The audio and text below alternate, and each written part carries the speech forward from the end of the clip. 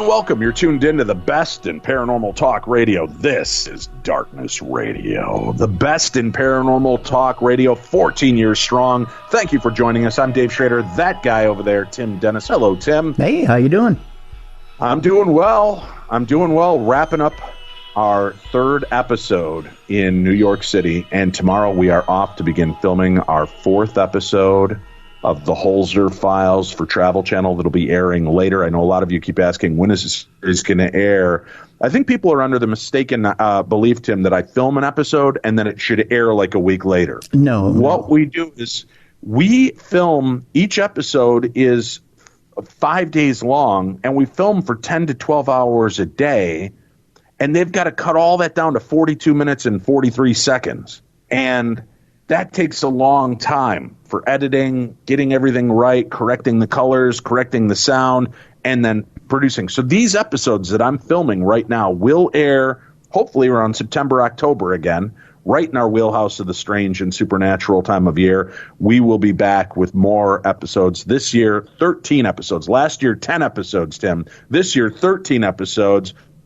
Hopefully, we'll just keep growing every year as we continue building this program, the Holzer Files on Travel Channel. If you missed any of them, check the Travel Channel Go app and check Travel Channel On Demand. Go to their website, travelchannel.com. You can find episodes there to watch and catch up. I think they've also got a YouTube channel for the Holzer Files Travel Channel. They've got, I think it's available on Hulu for purchase, Amazon for purchase.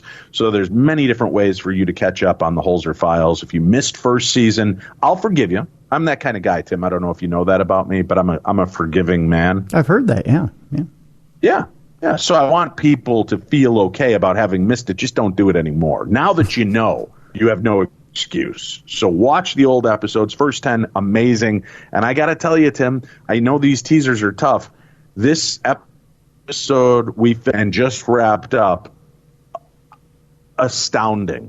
Really? Really cool story, and something I personally have never seen on any paranormal TV show or any evidence. I've seen subtle hints of paranormal activity. Mm-hmm. This one floored us all, everybody. So I'm really excited.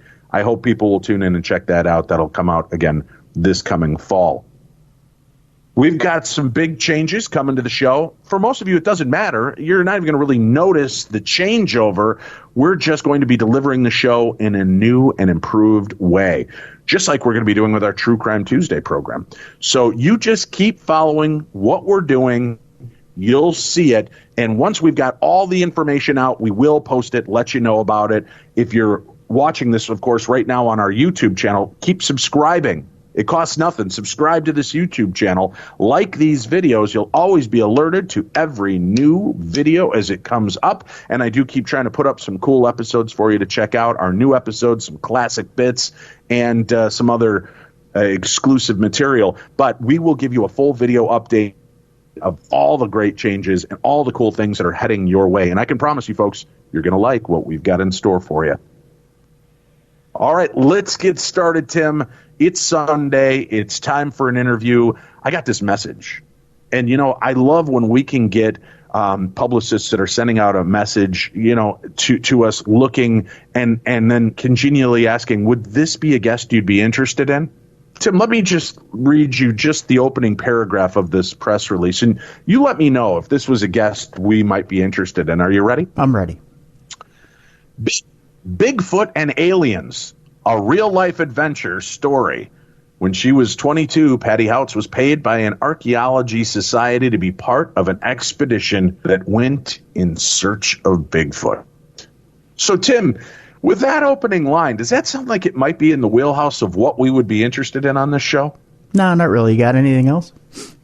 No, this is it, Tim. I'm super excited for having this guest join us. Patti Houtz is with us for today and has an amazing story to share. Patti's background, sciences. She attended college on honors scholarship for physics. She's read everything she could find on science fiction as a kid, Bradbury, Verne, Asimov, Clarke, etc., and worked undercover for the CIA in Miami fighting drugs, Tim. Wow. She ended up with own business as an investment advisor in Lake Tahoe for many years.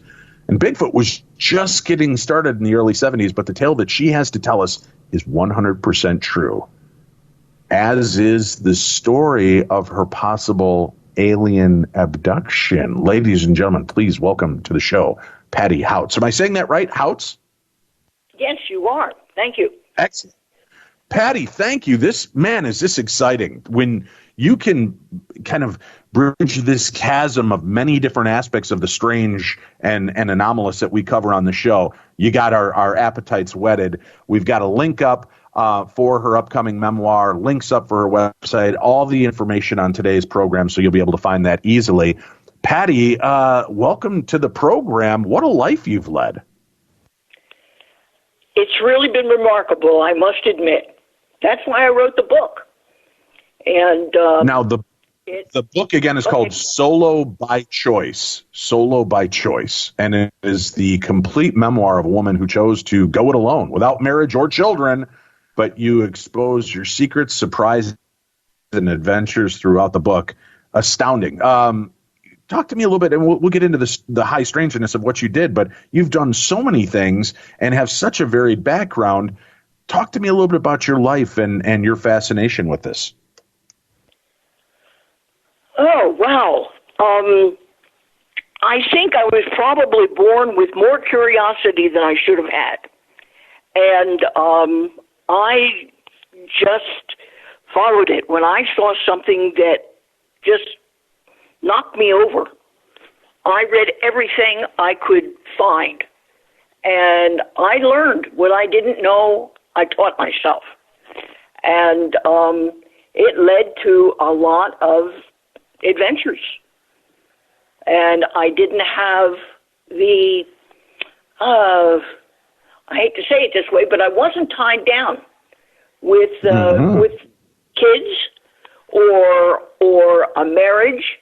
And so I was free.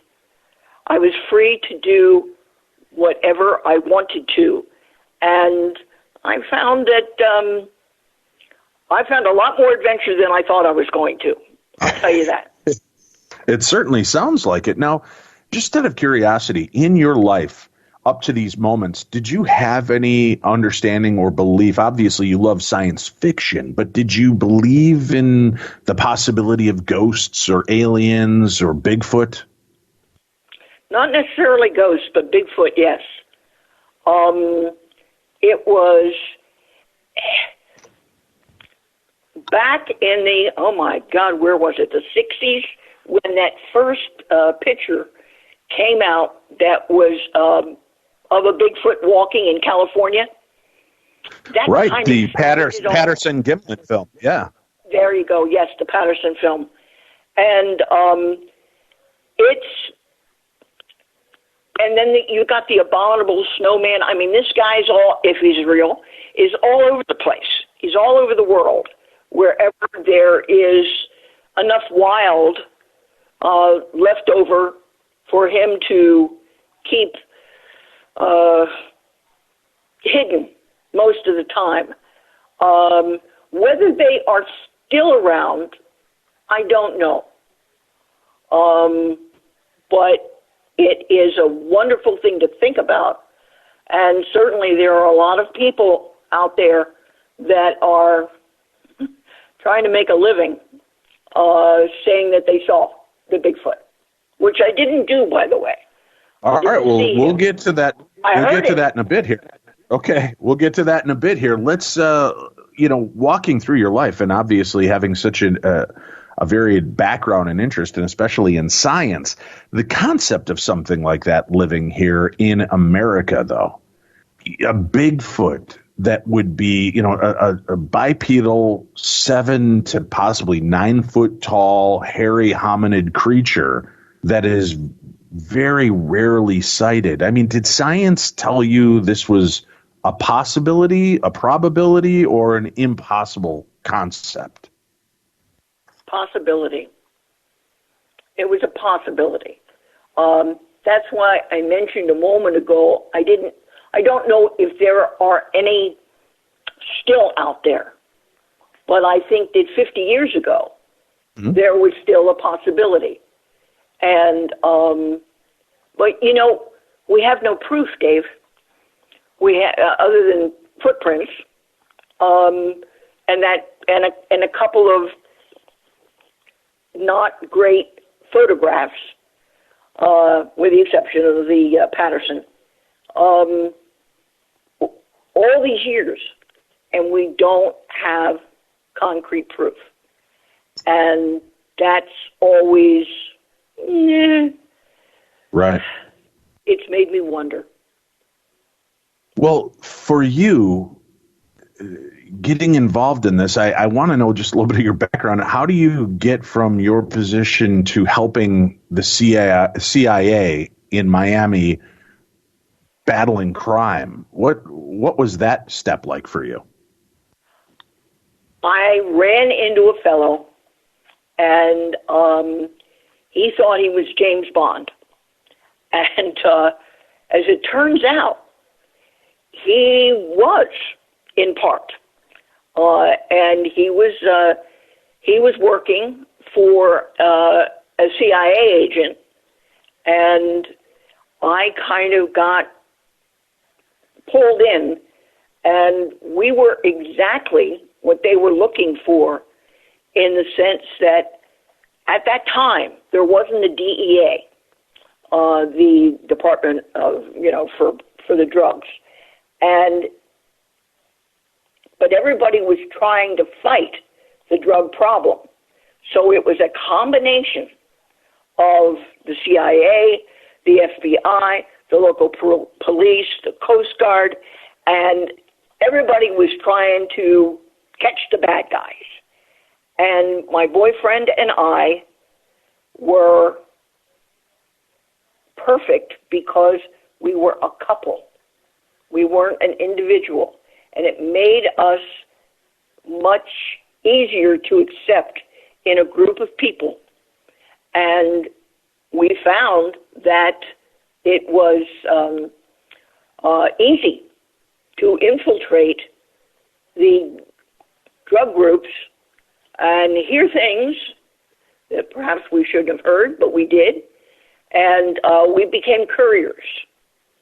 And we would take the suitcases, if you will.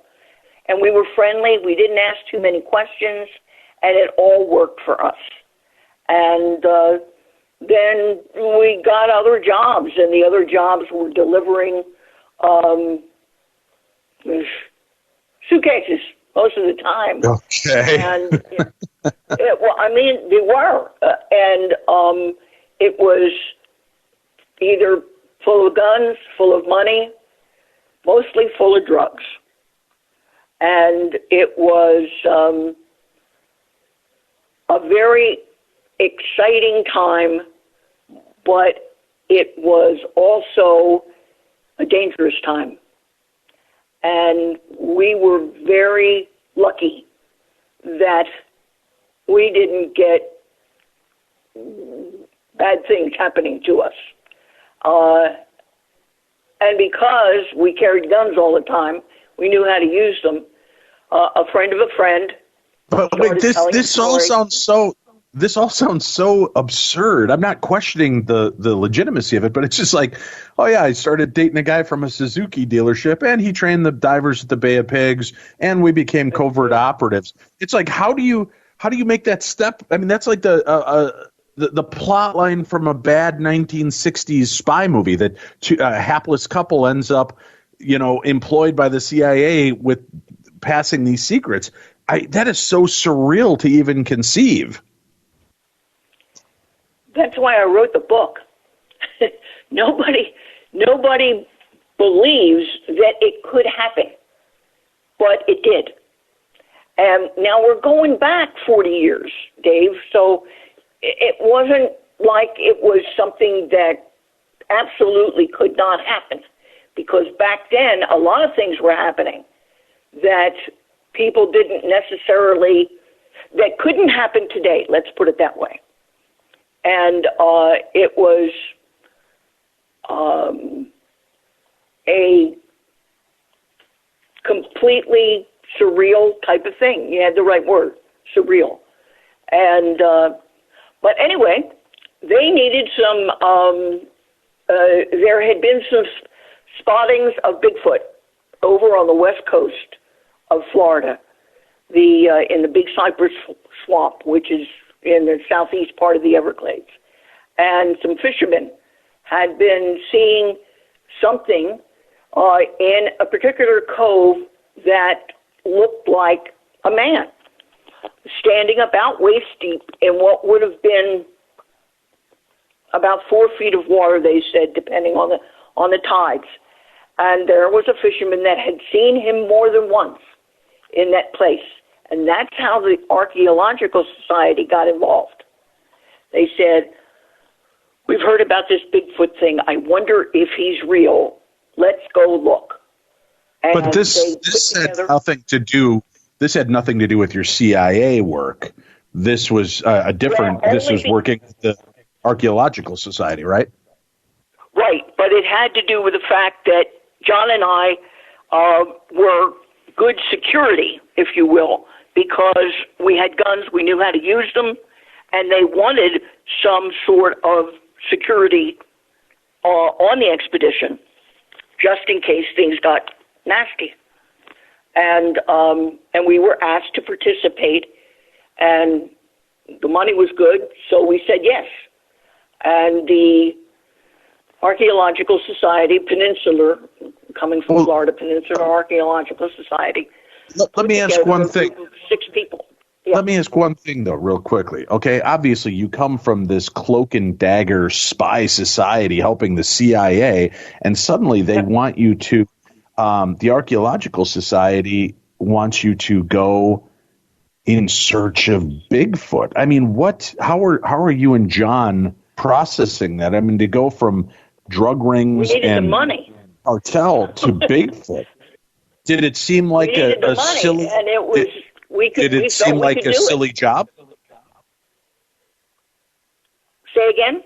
Did it seem like it was going to be just a silly job, but we needed the money, or was it something that really piqued both of your curiosities? Oh, we were piqued. We were very curious, and we'd heard enough about, the Bigfoot, Sasquatch, Yeti, abominable snowman, all of it, that we said, I'll be doggone, this will be fun. But it turned out not to be fun. It was a job. All right. And walk us through that. When you get called, you agree to take on this job, and you started to tell me they were putting together this team. Who did they include in this team? Well, we had the fishermen that could spot the cove for us and find that. John and I. There was a National Geographic photographer and 2 people from the Archaeological Society. So did you say National Geographic? National Geographic photographer, yes. Okay, so you've got a photographer from National Geographic. So there's many. Bigfoot drew some. There was a lot of interest back then. Right. Nobody knew if it was true, but they were all anxious to see if they could be the one to prove it. So you set out to go there. First of all, this area that they're taking you to, I mean, it's rife with, alligators and snakes and things that want to eat and kill you. I mean, that's intimidating enough. But now you're going in search of this large, for lack of a better term, monster. Did any of that dissuade you, or were you fully armed and ready in case there was something? We were ready. And probably like a lot of people, we were 50-50 in our heads, Dave. And 50% we believed we really might find something, and the other 50% said, this is all a bunch of BS. And but it's a good job and pays well, and we've got the time, and let's go. And that's what happened. And we ended up on an island, what they call a hammock, in the Everglades, about 5 acres, I would say.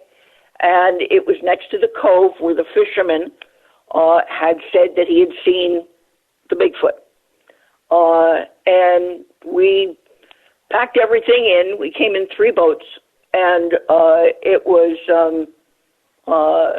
we set up camp, and the National Geographic, the photographer went to set up his cameras looking out on the cove, see if he could get some shots, because it was already after lunch at that particular point. And could I ask real quickly, how long was this whole expedition expected to take for you guys? Was it going to be a one and done? 2 days. Okay. 2 days. So you were all geared up for a 2-day expedition. All right. Please continue then. All right. All right. He was off setting up his cameras, and John and I decided to take the smaller John boat and go around the island. When we came on the island, John and I discussed this later.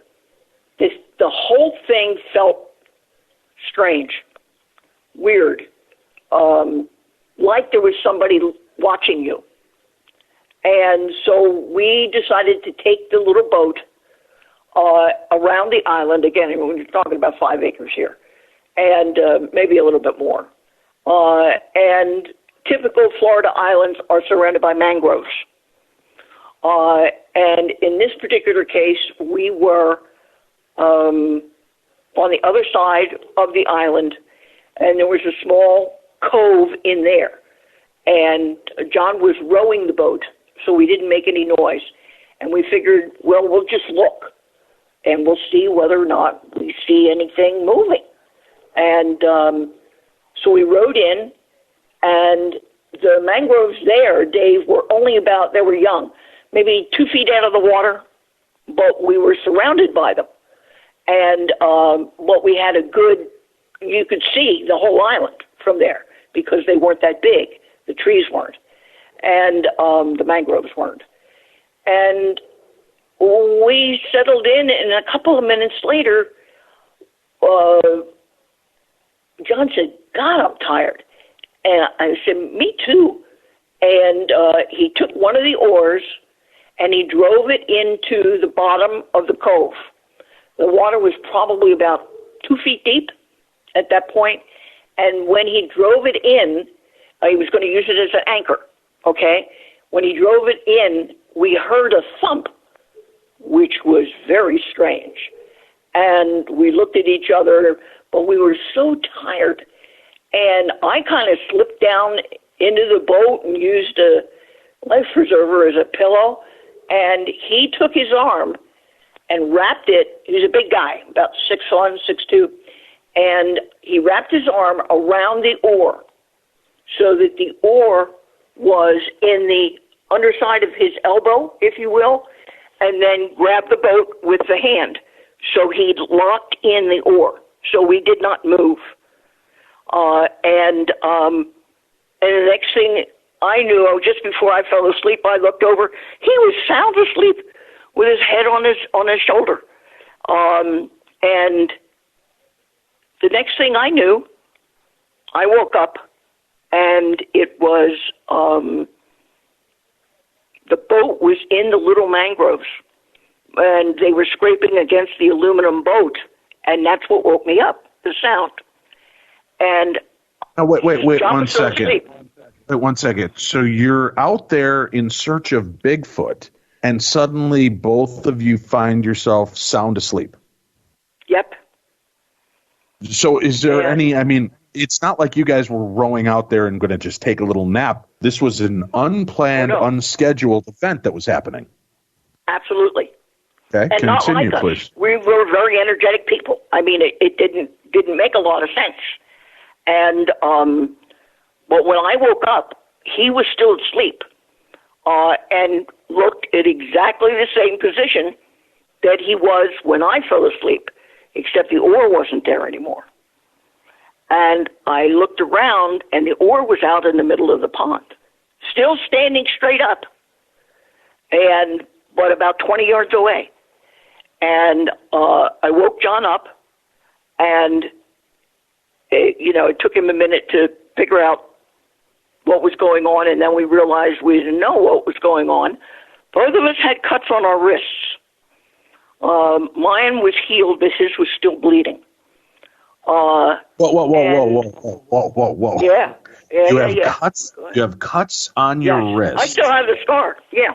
So, but yours was healed.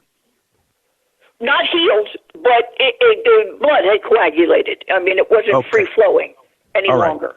But did And you it have did start to blood heal. splatter or anything on you from these cuts? And how long would you say this cut or incision was? Well, I'm looking at it now. I'd say about an inch. Maybe an inch. Yeah, about an inch. It wasn't that large, but it was on the other side of the wrist. And so was his. But he was still, I mean, he wasn't dripping blood, but he was still bleeding, if you will. And we looked around. Now, remember, this is South Florida, and it's about noontime, and it's hot, very hot. And he was in shorts, had taken his shirt off. I was in shorts and a T-shirt. And he looked at his watch while he was trying to come out of being asleep. He looked at his watch, and then he looked at me. I said, "What time is it?" And he told me, and it had been 3 hours. We had been asleep for 3 hours. And where was the rest of your expedition? Where was the rest of your expedition at this point while you're up camp over on the other side of the island? Could they see you at any of this time, or were you off around the bend?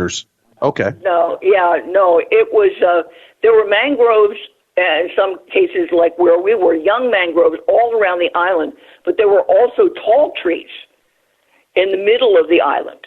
And there were some gumbo limbo trees and other melaleucas, all sorts of South Florida goodies. And so there was a small jungle, if you will, in the center of the island. No, they could not see us. But it was 3 hours, and we looked at each other and realized that neither one of us had a speck of sunburn. It didn't look like we'd been out in the South Florida sun at all. At all. His bare back, the tops of my legs, nothing. There was nothing indicating that we had been sitting there for 3 hours. But his watch said that we had. And at that point, we sort of freaked and said, and we were believers in aliens, by the way, much more so than Bigfoot. And John said, "Let's get the hell out of here." Now, what time of day was this again, just so we're clear? We would have been probably between noon and 3 o'clock, the 3 hours, maybe 1 and 4, or 1 o'clock to 4 o'clock. So this isn't the dead of night, as we always hear these strange stories. This was broad daylight, middle of the day, between noon and 4, somewhere in that boundaries, that all of this takes place. Yes. Hold on, folks. Was even more interesting, but that was during the day, yes. We've got more to discuss right after this. Every 2 minutes, an American is sexually assaulted. Be the someone who gives their time. Be the someone who lends an ear. Be the someone who takes a step. This is Christina Ricci with RAIN, asking you to join the fight against sexual violence and volunteer in your community. Log on to RAIN.org, that's RAINN.org, to learn how you can be the someone. This message brought to you by the Rape, Abuse, and Incest National Network and this station. Unbelievable story. Patti Houtz, our guest, her upcoming memoir, Solo by Choice. This woman has led a life that many of us would have thought sounded like it was torn from the pages of a Hollywood movie. But this is her life, working for the CIA, helping to undermine drug cartels, and then finding herself in a unique position. She is brought out by an archaeological society, along with a photographer from National Geographic, fishermen that believe that they have seen a Sasquatch, a Bigfoot, and they go in search of this elusive creature to have an even more and bizarre situation unfold. Patty, you're out. You set out. Everybody else goes to set up camp. You and John, your boyfriend at the time, decide to go out seeking some kind of visuals, just get the lay of the land. You are in this boat. Suddenly you see John sound asleep. Then next thing you know, you're waking up. It's 3 hours later. This is, I mean, do you remember, first of all, do you remember watching John nod off and fall asleep? Or did it just seem like he was doing one thing, then you turned around and he's unconscious? Then the next thing you know, you're waking up. Is that pretty much how that ran? That's pretty much what took place. And I was falling asleep while I was watching him falling asleep. And the next thing you know, I'm waking up. So it was about the same time. We were both affected about the same time. And now, as he's falling asleep, Patty, are you like, John, are you okay, John? Or are you just finding yourself subdued, almost like you're hypnotized, I felt wasted, man. And it was, if anything went through my mind, it was, gee, that looks like a good idea. I think I'll close my eyes. And we were that tired. And whatever made us that way. And like you said, next thing I knew, I was waking up. And he was still asleep. I woke him up. We ended up not understanding anything about what had just happened to us. We really had no idea. And but there was something. And we had no sunburn. We had the cuts on our hands and on our wrists, and we used now, leftover these cuts. ore. Let me just ask, Yes. These cuts that are on your wrist, are they running horizontally, as we would see classic slits Vertically. where people would attempt to suicide? Okay, so it's running vertically. And Yep. is there a puddle of blood in the boat? Is there blood on your clothing? No. Or it's this cut that's already healing on you? John is still freshly bleeding, though. Yes. That's okay. correct. So when you wake up, you shake this off, you realize you both have these wounds, you realize you've both been asleep for 3 hours, your minds go immediately. You said that you and John believed in aliens. I want to take you back to that for a second. Why do you have a belief in aliens? And had you two discussed this prior to ever having gone on this expedition? I'm trying to think whether or not John and I had actually discussed the aliens, but we did both believe in them. And, of course, like I said to you, I had been reading the books, etc., since I was a kid. And what little we knew looked perfectly like what had just happened to us. And it was a guess on our part, but it was a good guess, I think. I like to tell this story and let people decide for themselves what they would have thought if they had been there. And when we went to get we used the leftover ore to go get the ore that was still stuck in the bottom of the pond, and it was tight. It was solidly in there. John had to work it free, and then we got the heck out of there. And we were both scared, and because nothing made any sense to what had happened to us. What was doubly interesting was that we didn't say anything to anyone, and about what had happened to us when we got back to the group. And the reason was because we had discussed it, and we said, we are here for the Bigfoot. We don't need to, start all this other stuff, and they're thinking about it.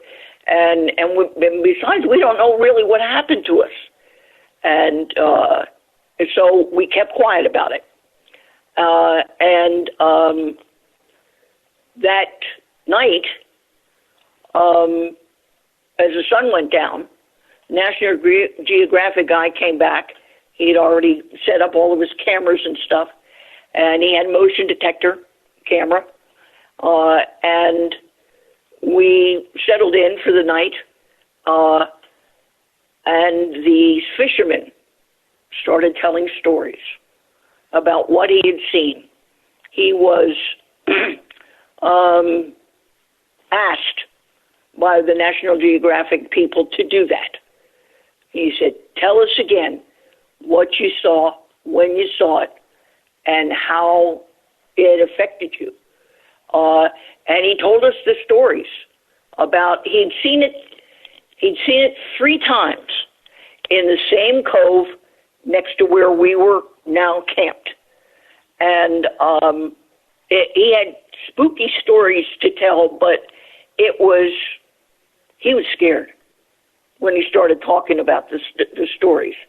And not that I blame him, but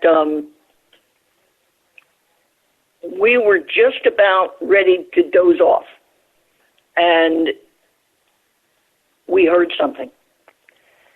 And it was a rustling sound and a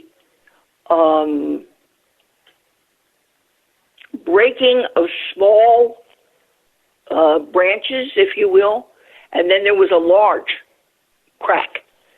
And the first thing that I did, I don't know, maybe my training, whatever, but the first thing I did was I counted everybody.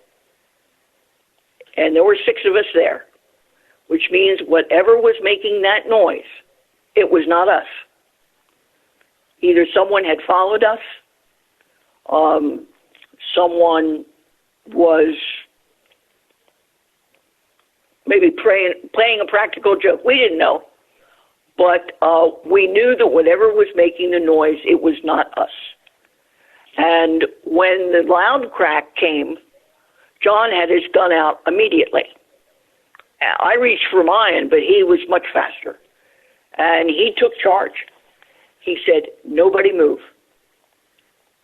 Not a bit. And listen. Just listen. And we did. And it was nothing. We didn't hear anything more. And it was a difficult time, I think, for everyone, because we just could. There's so much about the Bigfoot, Dave, that you just can't figure out. He doesn't make a lot of sense to a lot of people, and he is very secretive, and he's able to do the sorts of things that we were talking about. So the night didn't go very well. We never heard anything more. Well, these stories that he would relate to you, could you go a little bit more in depth into them? I mean, this is campfire fodder, right? I mean, you're there listening to these stories from the man in the area that he's had these encounters. How is that affecting you, John, the photographer, and everybody in attendance? Scared us. And we were very nervous. And it scared us big time. And it scared him again, too. I think that was part of it. He scared himself so damn bad that, that he was just, it was contagious. And it was difficult for us to, I'm not going to say believe him, because he believed what he was saying. There was no doubt. He believed it, so we sort of believed it too. And but the night was lost, if you will. Nobody slept, and we waited until the next morning, as soon as we could. And the National Geographic guy left first. Hold on one second. But these sounds that you heard, just describe them to us again. And was it during the telling of these stories that you began to hear these things moving around you? Yes, it was during the stories. I hadn't thought about that, but yes, it was. It was during the stories. And because it really drove the kid nuts. And he was making himself nervous anyway. Just recanting the stories and what was happening and what had happened to him. And then all of a sudden we started hearing the noises, and he, I'm not going to say he went ballistic, but he was extremely nervous. And of course, like I said, John told everybody to freeze, and we did. And it was, and just listened. That was the freakiest time of all, just listening. And I guess hoping for something, but we didn't get it. And didn't hear another thing. And until the morning, of course. If I put you back there, just mentally for a moment, if you just close your eyes and just put yourself mentally back in that moment, when this is happening, are you noticing any smells, any other noises? No. We heard things, but there was nothing else. There were no smells. There were no any of the other things that will typically come out in a Sasquatch discussion or story. And it was, you just had 6 people there with their eyes wide open and a fire going in the middle of the camp. And of course it's South Florida, so we didn't have tents. We had sleeping bags, but we didn't have tents. So we were totally exposed. And John had his .45 out. I had my 9mm out. And everybody's just looking around, but we didn't hear anything else. But it was, nobody slept. And when the sun came up, the National Geographic guy said, I'm going to go check my cameras. We didn't think that whoever it was that was there that night was still around. I don't know why, because if I'd have been that photographer, I would not have gone alone. I would have gone with somebody. And he went and he checked all of his cameras. He got nothing. And so he took a different path, if you will, back to the camp with his camera equipment, because he was lugging it all now. And that's when he started seeing the tracks. And there were, it had rained just a little bit the night before, not enough to drive us crazy without tents, because it was, we were awake anyway. So just kept putting wood on the fire. And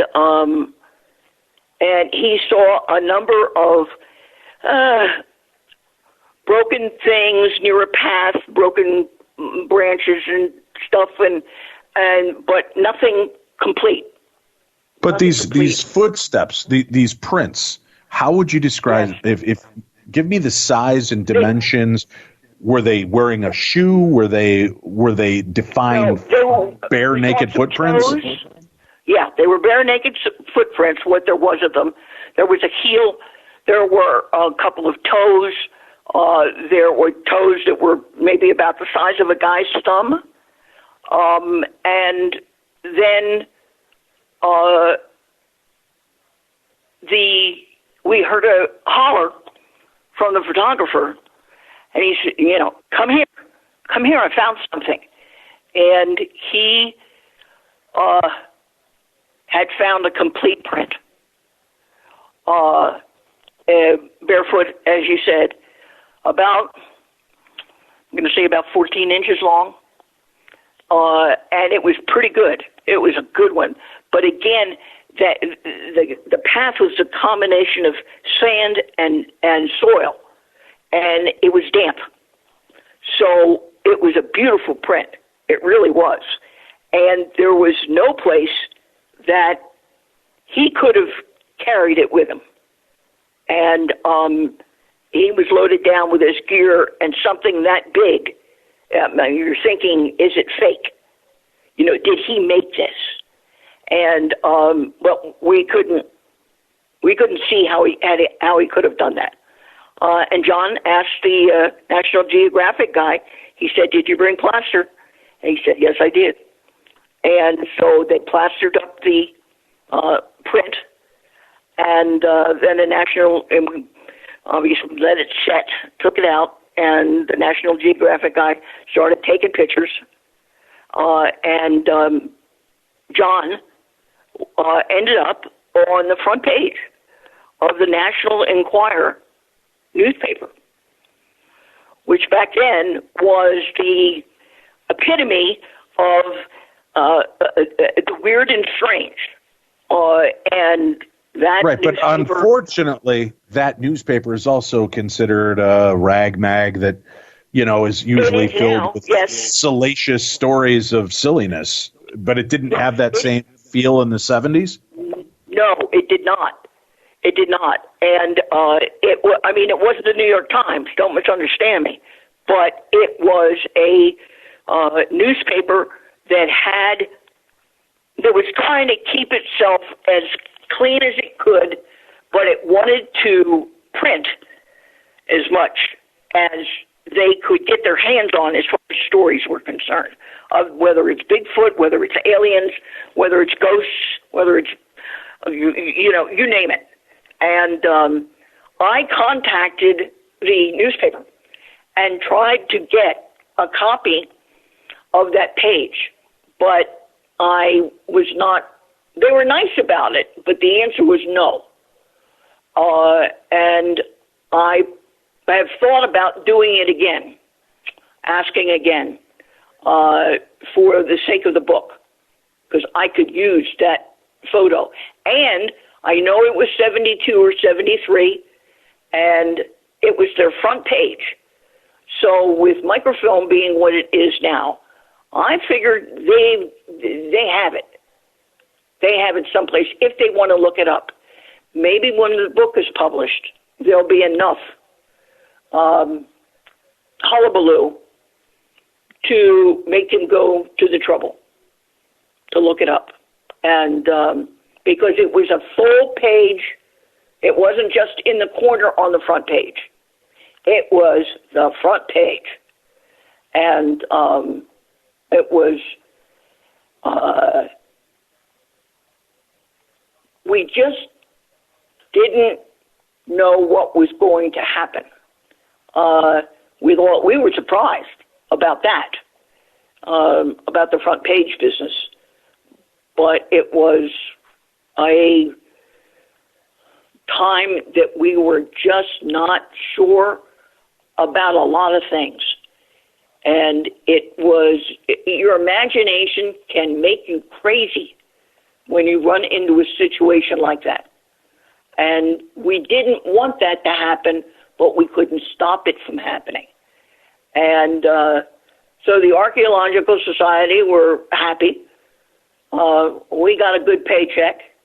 And it was a time when all of a sudden there seemed to be stories about Bigfoot everywhere. And we didn't know why, but we kept saying to ourselves, we were there, we saw it, and we know what's going on. And and the aliens, of course, were another part of the story for John and I. And we were together about 3 years. Let me hear this. Hold on one second now. Yeah. With the Bigfoot encounter, what you're able to find, making the Archaeological Society happy, digging up that information, getting the photographic proof, hearing these things, you share this with the world. How did the world receive you and John and the team? And why didn't it appear in National Geographic as opposed to the National Enquirer? All good questions. And after we got our paycheck, we basically disappeared. And I have no idea why it was not, why it didn't get more attention than it did. But we were, I'm trying to say this correctly, we kind of forgot about what had happened to us, because it just seemed like something that we thought would be a good idea. Remember, we're dealing in a world of bad guys, and for John and I, it was just something else weird that happened to us. And we didn't concentrate on it like we would have had we been professionals.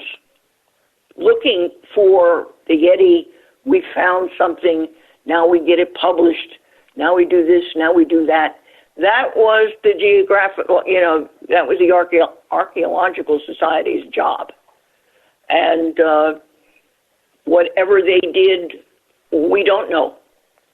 Sorry to be ignorant, but we just went about what we did and went back to our jobs until a few years later.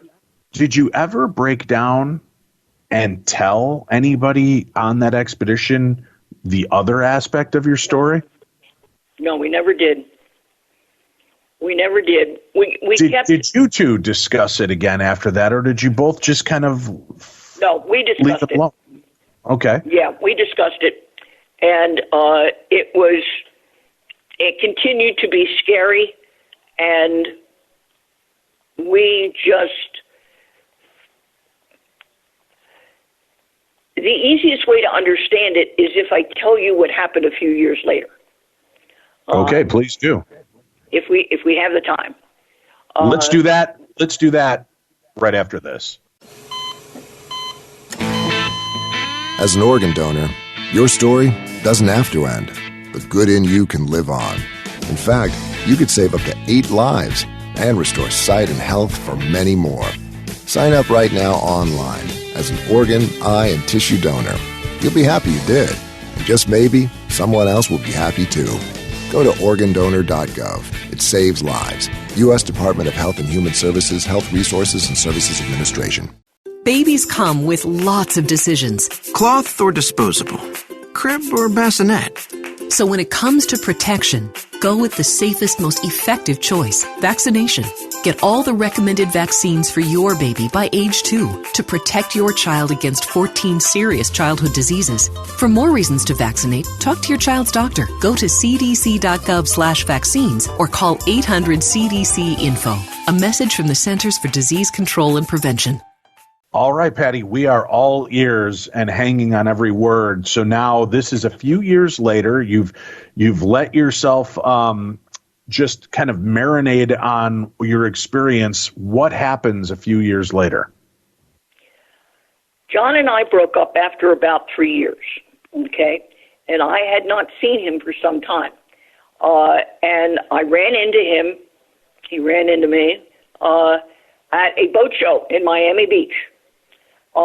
And he asked if he could walk me to my car. And I said, okay. And when we got there, he started. He said, do you remember when we were on the island and what happened to us? And I said, yeah, I remember it freaked us out bad, and we were thinking all sorts of strange things, like we were taken by aliens or something, and I laughed. And he said, it's not funny, Patty. Something happened a couple of months ago, I got to tell you. And he was in the Florida Keys, which if anyone is familiar, is basically one road. And he was driving back from the West Coast. It was like 1 o'clock in the morning in a big step van, like a UPS van. And he said, I was driving along, and all of us, and there was nothing on the road, no cars, no nothing, just me. He said, and all of a sudden, I heard a scream, an unbelievable blood-curdling scream. And he said, I slammed on the brakes, and he said, I know now that I must have fallen asleep at the wheel. And I was certain that I hit somebody. And so he said, I looked for an hour. I backed up the van. I looked on both sides of the road. I looked everywhere, but there was no one. And he said, I think, and he hesitated because he didn't know exactly how to tell me, but he said, I think that when we were in the Big Cypress, those people put a kind of a mark on us, and they're watching after us. He says, has anything happened to you that should have been bad, but it wasn't? And it was very strange that you didn't get hurt. And I said, well, I've always considered myself to be kind of lucky. He says, well, maybe you're having luck with help. He says, I think the aliens are looking out for us. And nothing will probably bad ever happen to you because of that. And I said, but why, John? Why would they do that? He says, I don't know. But that's what I think. And he was dead certain. I got to know him fairly well in 3 years. And he was not a fanciful guy. He was curious, but not to an extreme.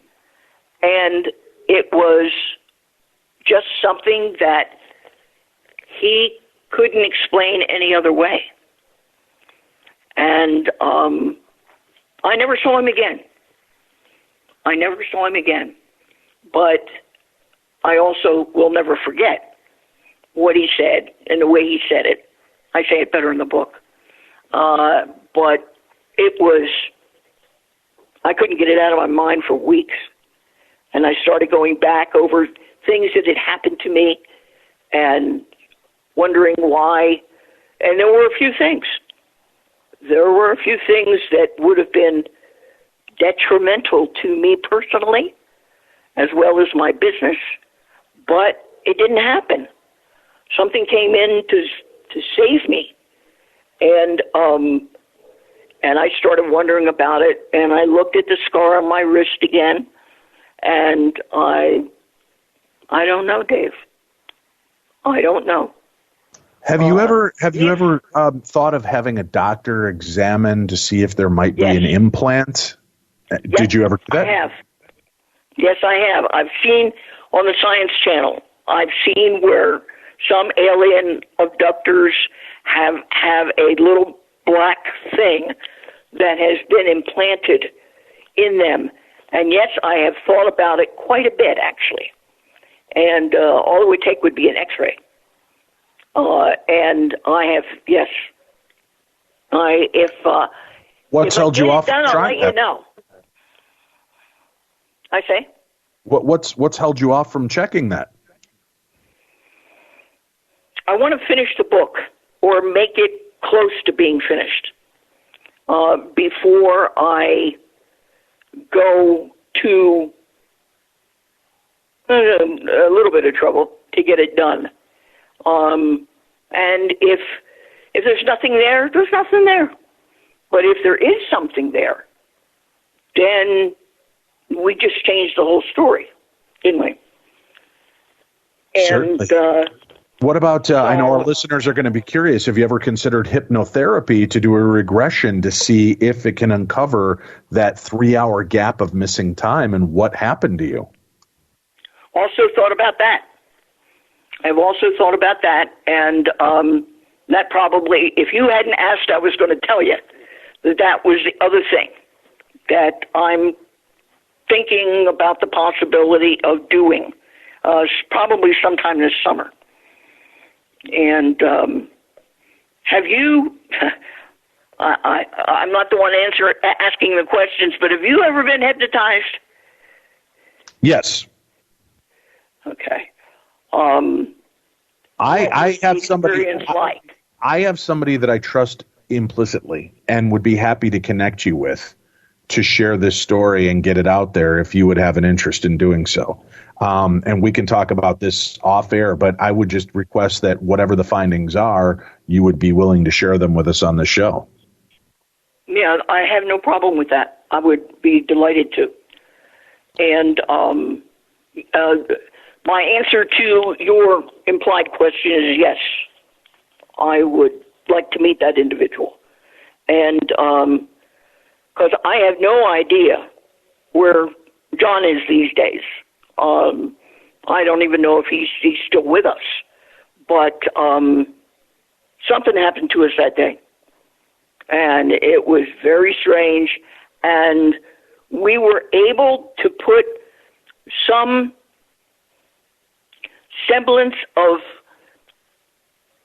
maybe, yes it did, maybe it didn't, when recently now, I'm talking in the last 2-3 years, the Science Channel and others have been doing a lot more investigations. Of course, the government opened their books a little bit. And so I'm seeing things, testimonies from people who had an experience similar to ours. And I'm going, well, maybe it did happen. Because that's what happened to us, and that's what, and I understand, and I'll be damned. And so I'm laughing, and yet I'm wondering.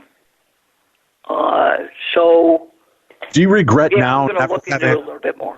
Do you regret now never having asked the other adventurers out with you if they had experienced any missing time or anything strange occurring to them?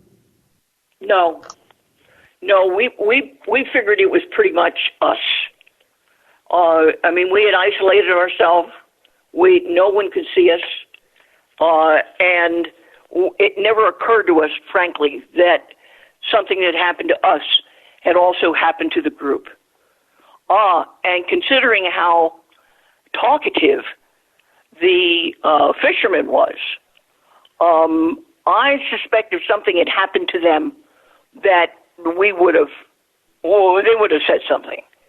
Not specifically to us, per se, but the group would have talked about it. And so I don't think there was anything. Are you prepared for the answer you might get if you do hypnotherapy and find out what really happened? Yeah. Excuse me, yes. I am.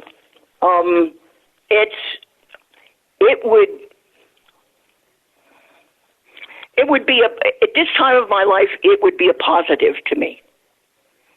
And that's the way that I would look at it, Dave. And it would be, I'd be excited and assuming it wasn't too bad, then I'll go on some list someplace and probably be interviewed maybe, and it will go out there. Plus, it'll be in the book. So Now, was that the only experiences you ever had with something you would consider to be Bigfoot or alien? Well, the aliens, as you said in your intro, I read a lot of books when I was a kid, and I believed in aliens. I think that there's too much out there there's more proof for aliens than there is proof for God. If you want to start making lists about something that is real and that exists, and it is, I had a UFO alarm that I made up and put on my windowsill. My brother still remember that. And when I was in my physics class, we were asked to do a thing, and I came up with a way that the alien spacecraft could move the way that they did, and it still makes sense today, and now it's on television. What I was thinking back in 1968. And what is that? Can you share that with us? Well, yeah, it's just if you keep things simple, that generally works. My idea was just simply the idea of magnetic and the fact that they will repulse each other. And if you had a ship that was, boy, I haven't had to explain this in many, many years. If you had a ship that was made out of the correct metals, and it was a matter of the protons and the electrons, and they go in a small power source that would alternate whether or not the ship was positive or negative, or the top of the ship was positive and the bottom of the ship was negative, it would move. It would move exceptionally fast, and it could go in any direction. The only thing that was wrong with my theory back then was that it would require a metal or metals that had not been discovered yet or had not been manipulated so that their electrons and protons, which is all natural stuff now for physics people. And but back then it wasn't.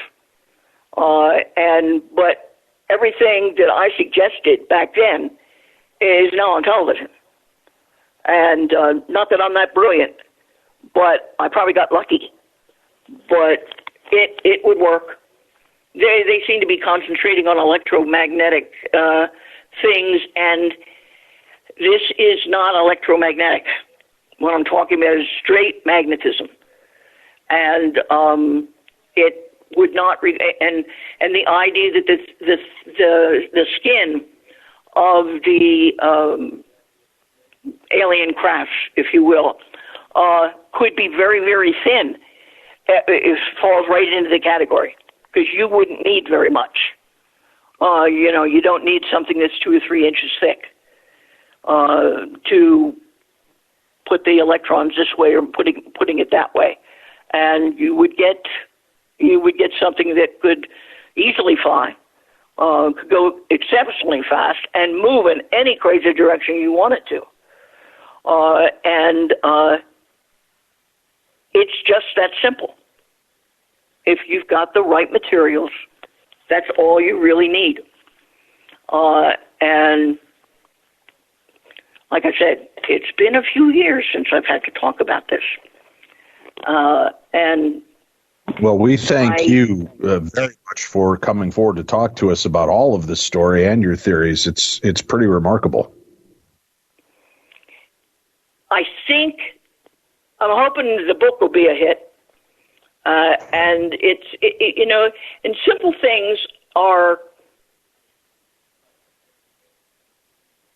underutilized. People have come to the thoughts that if something is complicated, it's better.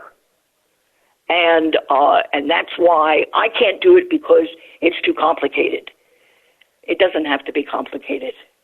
And the laws of physics, which I hope are still good, well, because right now, if you watch, again, the Science Channel, History Channel, whatever, a lot of theories that we've had, they're saying we were wrong. We were wrong. We were wrong. And so who knows what the truth is? That's what... I'll communicate with you off air. I'll get you in touch with this hypnotherapist and see if there's something we can coordinate to get your story understood. And we'll look forward to talking again in the future, Patti. And please, as soon as the book is available, let us know.